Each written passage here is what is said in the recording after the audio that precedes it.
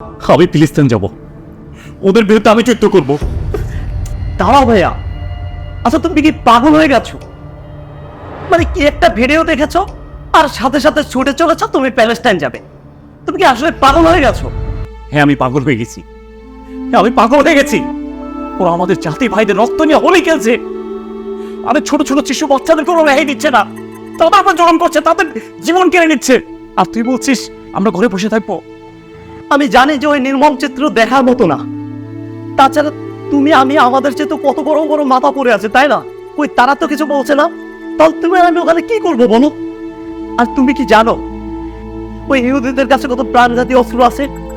সেই অস্ত্রের সামনে আমরা কি শূন্য হাতে? আমরা ওদের কাছে শুধু একটা মৃত লাশের ন্যায়।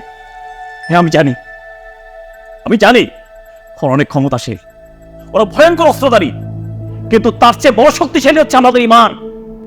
দেখ, ওই ইহুদিদের পাশে যদি আমেরিকার মতো দেশ এসে দাঁড়াতে পারে, তাহলে আমরা এই মুসলিম বিশ্ব কেন ফিলিস্তিনের পাশে দাঁড়াতে পারছি না? আর এই শোন, হ্যাঁ, একবারও ভেবে দেখেছিস, একবারও ভেবে দেখেছিস ওই আল্লাহর কাছে কি জবাব দিবি? হ্যাঁ, আরে আমার তোর বাঁচার অধিকার আছে, ওদের কি বাঁচার অধিকার নেই? হ্যাঁ, আরে ওরা পুরো মুসলিম বিশ্বটাকে পঙ্গু করে রাখছে, এই ইহুদির বংশটা। হ্যাঁ, আর তুই কি বলছিস এসব? আর শোন, তোরা যদি কেউ নাই যাস, আমি যাব, আমি যাব এখানে। আমি যে তোর কলে শহীদ হবো, বলতে পারবো আমি ইসলামের জন্য শহীদ হয়েছি, বলতে পারবো আমি মুসলমানের জন্য শহীদ হয়েছি, বলতে পারবো আমি আমার রাসূলের জন্য শহীদ হয়েছি।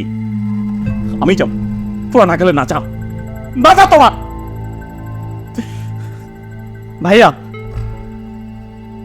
ভাইয়া দাঁড়াও। আল্লাহর কাছে তোমার জবাবদাহি করতে হবে, আমাকে করতে হবে না? তুমি একা যাবে কেন? আমিও যাব।